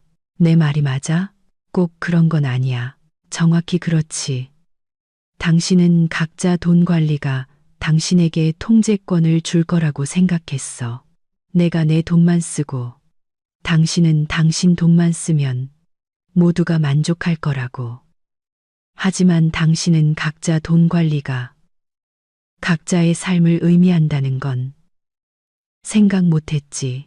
모든 면에서 각자 책임지는 거. 민주는 소파에 앉아 두 손에 얼굴을 묻었다. 내가 바보였어. 응, 바보였지. 하지만 바로잡을 수 있어. 그는 희망에 찬 눈으로 그녀를 올려다보았다. 용서해 줄 거야? 용서에 대해 말하기는 일러. 먼저 당신이 무슨 짓을 했는지 제대로 이해해야 해. 지연은 책을 내려놓고 일어나 부엌으로 갔다. 노트북을 들고 돌아와 민준 옆에 앉아 지출 내역 파일을 열었다. 봐. 이게 지난 1년간 우리 지출 내역이야. 모든 항목별로 영수증과 증빙 자료까지 다 있어. 민주는 숫자를 보았고 그의 눈은 점점 더 커졌다. 당신 가족을 위한 주말 식사비 1년에 720만 원. 이건 순수 식료품 비용이야. 내 시간, 전기세, 수도세는 포함되지 않았어. 난 몰랐어. 우리 둘을 위한 평소 식료품비 1년에 720만 원, 공과금 240만 원, 각자 120만 원씩, 생활용품 120만 원, 내 옷값 200만 원, 양가 친지 선물 250만 원. 지연은 항목을 하나씩 보여주었다. 민주는 창백해지며 침묵했다. 결론적으로 내 월급 500만 원에서 가족을 위한 지출로 거의 다 나가. 남는 건 40만 원 정도야. 지연아, 그리고 당신은 월급 350만 원에서 생활비 통장으로 약 150만 원만 내. 나머지 200만 원은 당신 자신을 위해 쓰지. 기기, 친구, 어머니 용돈으로. 어디에 공정함이 있지? 민주는 침묵했다. 지연은 노트북을 닫았다. 이게 내가 각자 돈 관리에 동의한 이유야. 당신이 내가 우리 가족에게 실제로 얼마나 기여하고 있는지, 그리고 그 대가로 뭘 받는지 보게 하려고. 칼국수 면이 넓다는 지적 말이야. 그녀는 일어나 노트북을 테이블에 놓았다. 이걸 진심으로 이해하게 되면 그때 용서에 대해 얘기하자. 지연은 침실로 들어가 문을 닫았다. 민주는 소파에 앉아 허공을 응시했다. 머리가 생각으로 터질 것 같았다.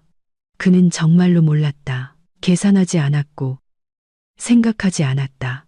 지연이 요리하고 청소하고 돌보는 것을 당연하게 여겼다.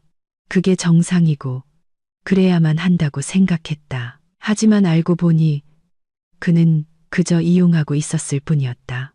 그녀가 하는 모든 일에 대해 값을 치르지 않고 그녀 덕분에 편안하게 살면서 심지어 그가 그녀를 먹여 살린다고 생각할 만큼 뻔뻔했다. 저녁에 그는 저녁을 준비하려 했다. 스파게티를 삶고 통조림 소스를 부어 섞었다. 먹을 수 없을 정도로 맛이 없었다. 그는 한 입 한 입 억지로 삼키며 먹었다. 지연은 침실에서 나와 채소를 곁들인 스테이크를 준비했다. 그녀는 부엌에서, 그는 거실에서 식사했다. 그들은 대화하지 않았다. 일요일은 무거운 침묵 속에서 지나갔다. 민주는 아파트를 청소하려 했지만 어디서부터 시작해야 할지 몰랐다. 거실에 진공 청소기를 돌리고는 기운이 다 빠졌다. 빨래를 하려다 세탁 모드를 잘못 선택해 옷이 줄어들었다. 지연은 자기 일을 했다. 노트북으로 일하고 책을 읽고 드라마를 보며 남편을 무시했다. 저녁에 어머니에게서 전화가 왔다. 그는 베란다로 나갔다. 길고 힘든 대화였다. 김영희 여사는 요구하고 비난하고 압박했다. 민주는 설명하려 했지만 그녀는 듣지 않았다. 그가 베란다에서 돌아왔을 때 얼굴은 잿빛이었다. 지연은 그를 보았지만 아무 말도 하지 않았다. 그들은 각자 침대 반대편에 누워 잠이 들었다. 민주는 밤새 뒤척이며 생각에 잠겼다. 지연은 양심에 거리낄 것이 없어 평온하게 잤다. 월요일, 새로운 한 주가 시작되었다. 민주는 아침도 먹지 않고 일찍 출근했다. 요리할 줄 몰랐고 매일 카페에서 사 먹기에는 돈이 많이 들었다. 지연은 베리를 곁들인 오트밀로 아침을 먹고 커피를 마신 뒤 사무실로 향했다. 근무일은 바빴다. 중국 공급 업체와 또 문제가 생겼다. 서류를 잘못 처리했는지 아니면 다른 문제인지 지연은 3시간 동안 전화를 걸고 이메일을 쓰고 조율하며 문제를 파악했다. 점심시간이 되어서야 모든 것이 해결되었다. 회사 구내식당에서 옆 부서 동료를 만나 일과 날씨에 대해 이야기했다. 지연은 집안 사정에 대해서는 한마디도 하지 않았다. 개인적인 일을 남에게 드러내는 것을 좋아하지 않았다. 저녁에 민주는 늦게 퇴근했다. 지연은 이미 저녁을 먹은 후였다. 그녀는 해산물 파스타를 만들어 먹었다. 그는 부엌으로 가서 냉장고를 열었다. 그의 식료품인 식빵과 소시지 조각이 아래칸에 놓여 있었다. 그 외에는 아무것도 없었다. 장 보는 것을 잊어버렸다. 그는 다시 식빵을 꺼내 한 입 베어 물고 마른 빵을 물로 삼켰다. 지연은 거실에 앉아 영화를 보고 있었고 돌아보지도 않았다. 화요일, 수요일, 목요일도 마찬가지였다. 민주는 되는 대로 끼니를 때웠다. 회사 식당에서 먹거나 퇴근길에 무언가를 사오거나 그냥 빵을 씹었다. 일주일 동안 식비로 30만 원 이상을 썼다. 다림질할 줄 몰라서 옷은 모두 구겨져 있었고 제대로 청소할 줄 몰라서 집은 엉망이었다. 싱크대에는 그릇이 쌓였고 그는 대충 씻었다. 반면 지연은 자신의 삶을 살았다. 맛있는 음식을 요리해 먹고 회사에 가고 친구들을 만났다. 그녀는 모든 것이 좋았고 심지어 훌륭했다. 금요일 저녁, 민주는 더 이상 참지 못했다. 집에 돌아와 부엌에 있는 지연을 보았다. 그녀는 오렌지를 곁들인 오리 요리를 하고 있었다. 참을 수 없을 만큼 맛있는 냄새가 났다. 그는 식탁에 앉아 그녀가 가스레인지 앞에서 마법을 부리는 모습을 지켜보다가 조용히 물었다. 지연아, 나랑 얘기 좀 할 수 있을까? 그녀가 돌아보았다. 듣고 있어. 미안해. 정말 미안해. 내가 다 깨달았어. 내가 틀렸다는 거, 이기적이었다는 거, 당신을 소중히 여기지 않았다는 걸.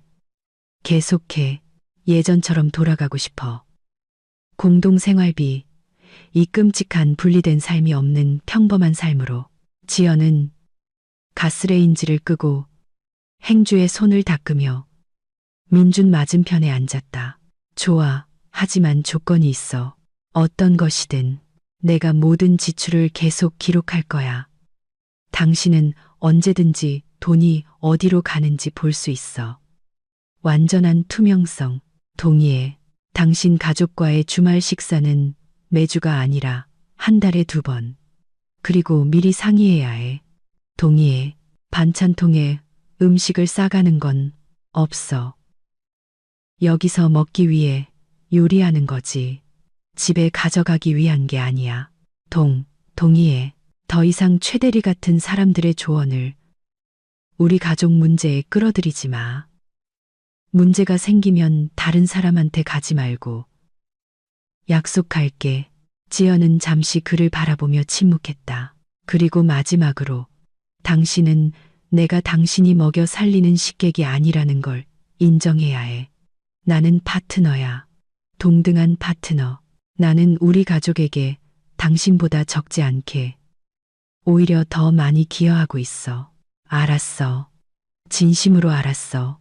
그럼 좋아. 공동생활비로 돌아가자. 민주는 벌떡 일어나 그녀를 껴안으려 했다. 지연이 손짓으로 그를 멈췄다. 잠깐. 용서는 하지만 잊지는 못할 거야. 그때 당신이 했던 말. 나를 먹여 살리는 게 지긋지긋하다는 말은 내 안에 영원히 남을 거야. 지연아. 그럴 의도는 아니었어. 알아. 하지만 말은 이미 뱉어졌고 이제 난 항상 기억할 거야. 위기의 순간에 당신이 나를 지지하지 않고 비난했다는 걸. 그게 우리 사이의 무언가를 영원히 바꿔놨어. 그녀는 일어나 가스레인지로 돌아가 저녁 준비를 계속했다. 하지만 이제는 자신만을 위한 것이 아니라 2 사람을 위한 것이었다. 민주는 식탁에 앉아 그들의 관계에 무언가 중요한 것이 부서졌고 그것을 부순 것이 바로 자신이라는 것을 깨달았다. 그 부엌에서의 대화 이후 일주일이 지났다. 민주는 공동생활비로 돌아가자고 간청했지만 지연은 동의하지 않았다. 그저 차가운 눈으로 그를 바라보며 말했다. 아직 일러, 민준 씨. 당신은 아직 당신이 무슨 짓을 했는지 끝까지 이해하지 못했어. 그는 설득하려 했지만 그녀는 단호했다. 각자 돈 관리는 계속되었다. 모든 면에서 각자 책임지는 것이었다. 민주는 계속해서 인스턴트 식품과 값싼 구내식당 음식으로 연명했다. 그의 옷은 구겨져 있었고 그의 책임 구역인 아파트 공간은 더러웠다. 그는 예전보다 훨씬 더 많은 돈을 생활비로 썼지만 삶의 질은 더 나빠졌다. 반면 지연은 번창했다. 고급 요리를 해먹고 잘 다려진 옷을 입고 편안하고 만족스러워 보였다. 그녀의 아파트 공간은 깨끗하게 빛났다. 그녀는 돈을 모으고 친구들을 만나고 레스토랑에 갔다. 2번째 주 월요일. 민준에게 어머니가 전화했다. 민준아, 토요일에 우리 갈게. 너희들 보고 싶구나. 그는 전화기를 귀에 댄 채 얼어붙었다. 엄마, 혹시 안 오시면 안 될까요? 지금 상황이 좀 복잡해서요. 무슨 상황? 우리가 아들네 집에 가는 것도 못하니? 점심때 맞춰서 평소처럼 갈게. 엄마, 하지만은 없어. 토요일에 보자. 그녀는 전화를 끊었다. 민주는 꺼진 화면을 보며 앉아 있었다. 어떡하지? 지연은 절대로 요리하지 않을 것이다. 그리고 그는 그렇게 많은 사람들을 위해 요리할 줄 몰랐다. 저녁에 그는 아내와 이야기하려 했다. 지연아, 토요일에 부모님이랑 형네 가족이 온대. 그녀는 책을 읽으며 고개도 들지 않았다. 알아. 어제 전화하는 거 들었어. 도와줄 거야? 아니, 지연아, 제발, 딱 한 번만. 그녀는 책을 덮고 그를 바라보았다. 민준 씨, 우린 각자 돈 관리 중이야. 당신 가족, 당신 책임. 아주 공평하잖아. 하지만 난 요리할 줄 몰라. 배워. 아니면 배달시키든가, 기성품을 사든가. 방법은 있어. 지연아. 아니, 민준 씨. 진심이야. 당신이 각자 돈 관리를 원했고, 얻었잖아. 그렇게 살아. 그녀는 일어나 침실로 들어갔다. 민주는 소파에 앉아 머리를 감싸 쥐었다. 그는 일주일 내내 스트레스에 시달렸다. 뭘 사야 할지, 뭘 요리해야 할지, 7명을 위한 점심을 어떻게 준비해야 할지 고민했다. 인터넷에서 레시피를 찾아봤지만 모두 어려워 보였다. 목요일, 그는 마침내 결심했다. 회사 근처의 비싼 레스토랑에 들어가 토요일 점심 배달을 주문했다. 샐러드, 메인 요리, 디저트까지 모두 예쁘게 포장된 레스토랑 품질의 음식이었다. 28만 5천 원을 지불했다. 한 번의 식사로 월급의 거의 10분의 1을 썼다. 하지만 선택의 여지가 없었다. 금요일 저녁 그는 지연에게 말했다. 레스토랑에서 음식 배달시켰어. 내일 점심때쯤 올 거야. 잘했네. 재치 있네. 정말 요리 안 할 거야. 응. 식탁에 나오지도 않을 거야. 왜? 그건 당신과 당신 가족의 점심이잖아. 난 초대받지 않았어. 지연아, 다들 네가 아프다고 생각할 거야. 그들이 원하는 대로 생각하게도. 민주는 설득이 소용없다는 것을 깨달았다. 무거운 마음으로 잠자리에 들었고 잠을 설쳤다. 토요일은 끔찍하게 시작되었다. 지연은 일찍 일어나 샤워를 하고 옷을 입고는 하루 종일 친구 집에 가 있겠다고 선언했다. 늦은 저녁에 돌아올게. 일부러 그러는 거지? 민준이 참지 못하고 말했다. 아니, 그냥 이 서커스에 끼고 싶지 않을 뿐이야. 행운을 빌어. 그녀는 떠났다. 민주는 혼자 남았다. 11시 레스토랑에서 전화가 왔다. 죄송합니다만 공급업체에 문제가 생겨서 주문하신 음식을 배달해 드릴 수 없게 되었습니다. 환불은 3일 내로 처리해 드리겠습니다. 민주는 온몸이 차가워졌다. 어떡하지? 부모님은 이 시간 후에 도착할 텐데. 그는 재킷을 집어들고 가장 가까운 슈퍼마켓으로 달려갔다. 뭘 사야 할지 몰라 매대 사이를 헤맸다. 결국 파스타 한 봉지, 통조림 소스, 식빵, 버터를 샀다. 가장 싼 것들로 돈이 거의 남지 않았다. 월급은 바닥났고 다음 월급은 일주일 후에나 들어온다. 집에 돌아와 파스타 봉지를 뜯었다. 부엌에 서서 뭘 해야 할지 몰랐다. 삶아야지. 근데 어떻게? 물은 얼마나? 시간은 얼마나? 그는 시도해 보았다. 냄비에 물을 끓이고 파스타를 쏟아부었지만 비율을 잘못 맞췄다. 물이 너무 적었다. 파스타는 한 덩어리로 엉겨붙어 냄비 바닥에 눌어붙었다. 민주는 욕을 하며 모든 것을 싱크대에 쏟아부었다. 시계를 보니 이미 12시 40분이었다. 부모님은 20분 후에 도착할 것이다. 패닉에 빠진 그는 봉지에서 새로 산 마지막 파스타를 꺼냈다. 포장을 찢고 마른 파스타를 접시에 쏟아부었다. 그냥 날 것 그대로 마른 파스타가 담긴 접시 3개를 식탁 위에 놓았다. 그 외에는 아무것도 없었다. 정확히 일시에 초인종이 울렸다. 민준이 문을 열었다. 문 앞에는 빈 반찬통이 든 가방을 든 김영희 여사와 민호, 수진, 그리고 새 아이가 서 있었다. 시어머니가 가장 먼저 들어오며 코를 킁킁거렸다. 이상하네. 아무 냄새도 안 나. 지연이 요리 안 했니? 들어오세요. 민주는 겨우 이 한마디를 했다. 그들은 거실로 들어와 외투를 벗었다. 아이들은 방으로 달려갔다. 김영희 여사는 텅 빈 식탁을 둘러보았다. 음식은 어디 있니? 아직 준비 안 됐어? 준비됐어요. 지금 가져올게요.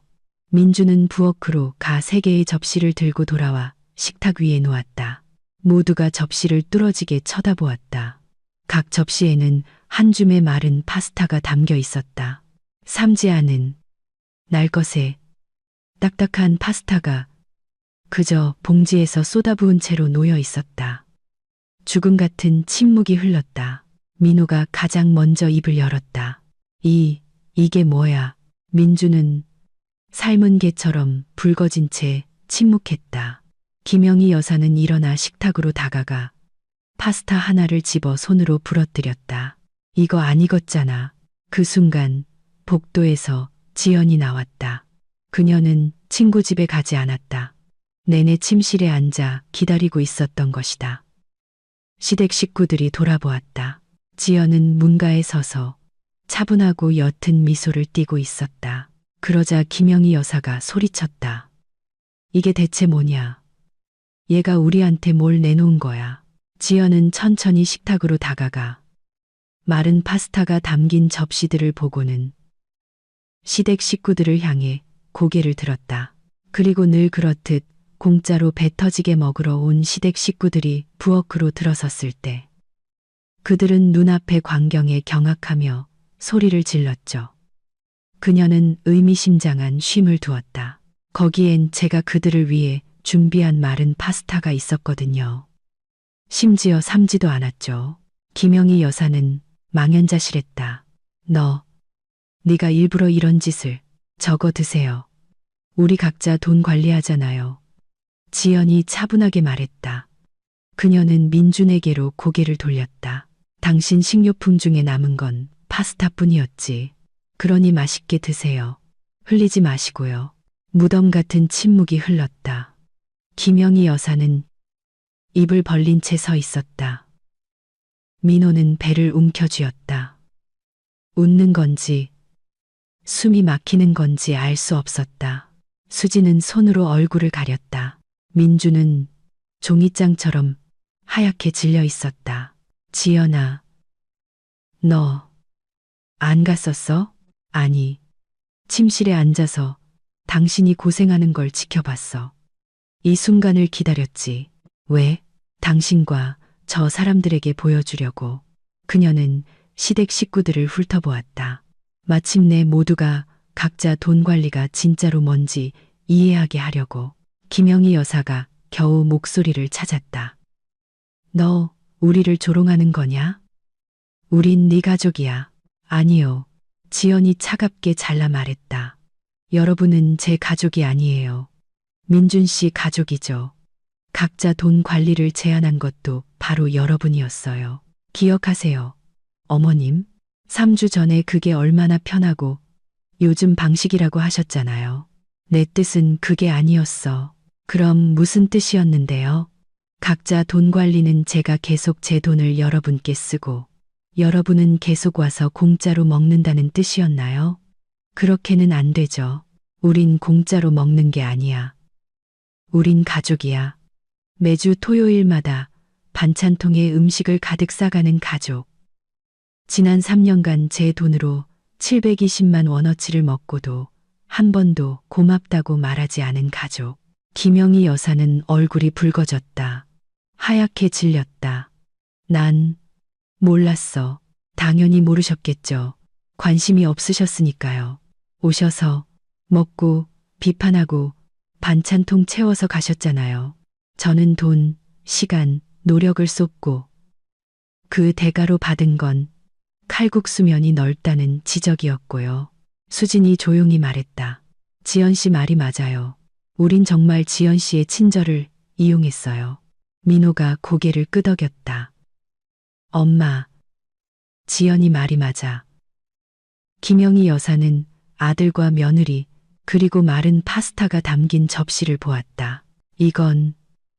이건 굴욕적이야. 네. 지연이 동의했다.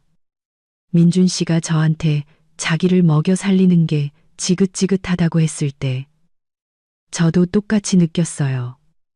굴욕적이었죠. 모든 걸 바친 사람이 자기가 얹혀 산다는 비난을 받을 때 그녀는 민준에게로 고개를 돌렸다. 이제 보여? 자기 돈으로 친척들을 먹이는 게 어떤 건지. 당신은 마지막 남은 돈을 당신을 속인 레스토랑에 썼지. 그러고는 더 이상 살 게 없어서 값싼 파스타를 샀고 그것마저도 제대로 삼지 못했지. 민주는 고개를 숙인 채 침묵했다. 그런데 나는 3년 동안 매주 토요일마다 그걸 했어. 비싼 식료품을 사고 5시간 동안 요리하고 상을 차리고 비판을 듣고 당신 어머니가 반찬통을 채우는 걸 보면서도 그게 정상이라고 우리가 가족이라고 생각했어. 지연은 식탁에 더 가까이 다가가 마른 파스타 하나를 집어 손가락으로 돌렸다. 하지만 알고 보니 우린 가족이 아니었어. 알고 보니 나는 남편이 식객 취급하는 공짜 요리사이자 가사도우미였을 뿐이야. 지연아, 미안해. 민준이 마침내 내뱉었다. 내가 완전 바보였어. 생각도 못했고 이해도 못했어. 이제는 이해해. 응, 이해해. 제발 용서해줘. 그는 모두의 앞에서 바닥에 그대로 무릎을 꿇었다. 두 손을 빌듯이 모았다. 용서해줘. 예전처럼 다 되돌리자. 내가 다 깨달았어. 너를 소중히 여길게. 최대리 말도 안 들을게. 엄마 조언도 안 들을게. 제발 용서만 해줘. 지연은 위에서 아래로 그를 오랫동안 내려다보았다. 모두가 숨을 죽이고 그녀의 대답을 기다렸다. 일어나, 민준 씨. 그가 일어섰다. 얼굴은 눈물범벅이었고 눈은 빨갛게 충혈되어 있었다. 용서할게. 그는 안도의 한숨을 내쉬며 그녀에게 다가갔지만 그녀가 손을 들어 멈췄다. 하지만 조건이 있어. 아주 중요한 조건들. 뭐든지 말해. 공동 생활비로 돌아가지만 내가 모든 지출을 완벽하게 기록할 거야. 당신은 언제든지 돈이 어디로 가는지 볼 수 있어. 동의해. 당신 가족과의 주말 식사는 한 달에 한 번. 그 이상은 안 돼. 그리고 미리 상의해야 해. 동의해. 반찬통에 음식을 싸가는 건 없어. 여기서 먹기 위해 요리하는 거야. 가져가고 싶으면 따로 돈을 내야 해. 김영희 여사가 움찔하며 반박하려 했지만 민호가 그녀의 어깨에 손을 얹었다. 엄마, 가만히 계세요. 이게 공평한 거예요. 민준이 고개를 끄덕였다. 동의해. 더 이상 우리 가족 문제에 대해 외부 사람들과 상의하지 마. 문제가 생기면 나랑 직접 얘기해. 약속할게. 지연은 잠시 멈췄다가 가장 중요한 말을 했다. 그리고 마지막으로 당신은 내가 식객이 아니라 파트너, 동등한 파트너라는 걸 인정해야 해. 내가 우리 가족에게 당신보다 적지 않게 오히려 더 많이 기여하고 있다는 걸. 그리고 그걸 소중히 여겨야 해. 민주는 눈물을 흘리며 고개를 끄덕였다. 응, 인정할게. 당신은 우리 가족을 위해 모든 걸 하고 있어. 당신이 최고야. 미안해. 지연은 한숨을 쉬었다. 좋아. 월요일부터 공동 생활비로 돌아가자. 민주는 그녀에게 달려가 껴안았다. 그녀도 마주 않았지만 열정은 없었다. 그의 등을 토닥이고는 그를 떼어냈다. 시댁 식구들을 향해 돌아섰다. 어머님, 제가 어머님께 악감정은 없어요. 하지만 앞으로는 전체 상황을 모르시면 조언하지 말아주세요. 어머님 때문에 저희 가족이 깨질 뻔했어요. 시어머니는 부끄러운 듯 고개를 끄덕였다. 미안하다. 지연아. 정말 이렇게 될 줄은 몰랐어. 알아요. 그래서 용서하는 거예요. 수진이 다가와 지연을 안았다. 몇 년 동안 우리 먹여줘서 고마워요. 우리가 정말 배은망덕했어요. 민호도 다가왔다. 지연아, 네가 최고다. 우리 모두에게 교훈을 줬어. 혹독하지만 공평한 교훈이었어. 아이들이 방에서 뛰쳐나와 거실 한가운데 서 있는 어른들을 보았다. 막내딸이 식탁을 보았다. 음식 어디 있어요? 왜 접시에 막대기만 있어요? 모두가 서로를 쳐다보며 긴장했지만 진심 어린 웃음을 터뜨렸다. 지연은 부엌으로 갔다. 제가 빨리 뭐라도 만들게요. 어른들의 어리석음 때문에 아이들이 고생해서는 안 되죠. 그녀는 잠가 두었던 캐비닛에서 식료품을 꺼냈다. 30분 만에 채소를 넣은 오믈렛을 만들고 빵을 썰고 치즈와 소시지를 꺼냈다. 간단하지만 든든한 점심이었다. 모두 식탁에 앉았다. 각자 생각에 잠겨 말없이 식사했다. 분위기는 이상했다. 적대적이지는 않았지만 따뜻하지도 않은 과도기적인 분위기였다. 식사 후 시댁 식구들은 오래 머물지 않고 돌아갈 채비를 했다. 김영희 여사는 작별 인사를 하며 지연을 안았다. 민준이도 나도 용서해줘서 고맙다. 넌 강한 여자야. 저는 그냥 불공평한 걸 참는 걸 싫어할 뿐이에요. 그게 옳은 거지. 그들이 떠났다. 문이 닫혔다. 민준과 지연은 둘만 남았다. 그는 죄책감 어린 눈으로 그녀를 바라보았다. 지연아, 응? 정말 용서한 거야? 응. 민준 씨. 용서했어. 그럼 모든 게 예전처럼 돌아가는 거야? 지연은 침묵했다. 아니, 예전처럼 돌아가지는 않을 거야. 다르게 될 거야. 더 나쁘게, 그냥 다르게. 당신이 그 말을 했을 때 우리 사이에 무언가 부서졌어. 중요한 거. 신뢰, 친밀감, 우리가 한 편이라는 확신 같은 거. 고칠 수 있을까? 모르겠어. 시간이 알려주겠지. 민주는 고개를 끄덕였다. 두 번째 기회, 마지막 기회를 얻었다는 것을 알았다. 그리고 이 기회를 놓치면 더 이상은 없을 것이다. 그들은 말없이 식탁을 치우기 시작했다. 각자 자기 일에 몰두했다. 삶은 계속되었지만 더 이상 예전 같지는 않았다. 그 기억에 남는 토요일 점심 이후 한 달이 지났다. 민주는 정말로 변했다. 더 세심해지고 다정해지고 시키지 않아도 집안일을 도왔다. 무엇을 도울 수 있는지 물었고 그녀의 하루가 어땠는지 관심을 가졌다.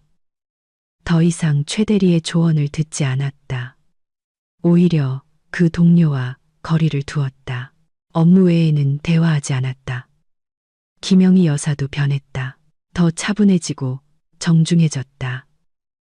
약속대로 한 달에 한 번 왔고 식사하고 감사 인사를 하고 반찬통 없이 비판 없이 돌아갔다. 겉으로는 삶이 정상 궤도에 오른 것처럼 보였지만 지연은 마음속 어딘가가 여전히 부서져 있음을 느꼈다. 그녀는 민준을 보며 무조건적으로 신뢰하는 남편이 아니라 자신을 배신할 수 있는 사람을 보았다. 힘든 순간에 지지해주지 않고 지켜주는 대신 비난할 수 있는 사람. 그녀는 계속해서 별도의 계좌에 돈을 모았다. 매달 월급의 3분의 1, 임의일 500만 원 이상이 모였다. 만약을 위한 그녀의 비상 탈출구였다. 민주는 이 계좌에 대해 몰랐고 알 필요도 없었다. 왜냐하면 지연은 이제 항상 머릿속에 플랜 B를 두고 있었고 필요하다면 언제든 떠날 준비가 되어 있었기 때문이다. 그녀는 더 이상 자신을 남김없이 바치고 무조건적으로 믿고 결혼을 깨지지 않는 것으로 여기는 그런 아내가 아니었다. 이제 그녀는 두 눈을 뜨고 있는 아내, 파트너의 단점을 보고 최악의 경우 그가 어떤 행동을 할 수 있는지 아는 아내였다. 그리고 그 미리 모든 것을 바꾸었다. 어느 날 저녁, 그들은 소파에 앉아 영화를 보고 있었다. 민준이 그녀의 어깨를 감쌌다. 지연은 피하지 않았지만 더 가까이 기대지도 않았다. 조용히 앉아 화면을 응시했다. 지연아, 행복해. 그가 조용히 물었다. 그녀는 잠시 침묵했다. 모르겠어. 평온하긴 한데 행복한지는 잘 모르겠어. 그 일 때문에 응, 내가 뭔가 할 수 있을까? 이미 하고 있잖아. 노력하고 있는 거 보여. 하지만 그걸로는 부족해. 시간이 알려주겠지. 민주는 그녀를 더 가까이 끌어당겼다. 지연은 가만히 있었다. 그들은 껴안은 채 영화를 마쳤지만 지연의 마음속은 텅 비어 있었다. 차가움도 분노도 아닌 그저 공허함. 예전에 무조건적인 사랑이 있던 자리에 이제는 조심스러운 애착만이 남아 있었다. 그녀는 그를 미워하지 않았지만 더 이상 예전처럼 사랑하지 않았다. 그가 당신 먹여 살리는 거 지긋지긋해라고 내뱉은 순간 사랑의 일부가 죽어버렸다. 그리고 그 부분은 되돌릴 수 없었다. 어떤 사과로도 어떤 노력으로도 무언가가 돌이킬 수 없이 죽었고 그것이 가장 슬펐다. 그들은 계속해서 함께 살고 한 침대에서 자고 한 식탁에서 저녁을 먹었다. 평범한 부부처럼 보였다. 하지만 내면은 그렇지 않았다. 민주는 시간이 지나면 모든 것이 돌아올 것이라고, 지연이 다시 사랑스러운 눈으로 자신을 바라볼 것이라고, 예전의 친밀감이 다시 생길 것이라고 희망했다. 하지만 지연은 그것이 결코 일어나지 않을 것임을 알았다. 그녀는 용서했지만 잊지 않았고 결코 잊지 못할 것이다. 어떤 상처는 아물지 않기 때문이다. 딱지가 않고 아픔은 냈지만 흉터는 영원히 남는다. 그리고 민준을 볼 때마다 그녀는 그 흉터를 보고 그 말들을, 그 배신을 떠올리며 감정적인 거리를 두었다. 더 이상 그를 완전히 신뢰할 수 없었기 때문이다. 그리고 신뢰 없이는 진정한 친밀감은 존재할 수 없다. 반년이 지나고 1년이 지났다. 그들은 여전히 함께였고 다툼 없이 평온하게 살았다. 민주는 계속해서 노력했고 지연은 계속해서 거리를 두었다. 적금 계좌는 불어났다. 이 0만 원, 이 500만 원, 300만 원. 어느 날 민준이 물었다. 지연아, 언젠가는 나를 진심으로 용서해 줄 거야? 그녀는 그를 바라보았다. 나는 그날 바로 당신을 용서했어. 하지만 용서하는 것이 잊는다는 뜻은 아니고 다시 신뢰한다는 뜻도 아니야. 그럼 넌 나를 신뢰하지 않는다는 거야? 예전처럼은. 아니, 그 신뢰를 되찾을 수 있을까? 모르겠어. 아마도 아닐 거야. 그럼 우리는 왜 같이 있는 거야? 지연은 생각에 잠겼다. 습관 때문에. 아마도 편하니까.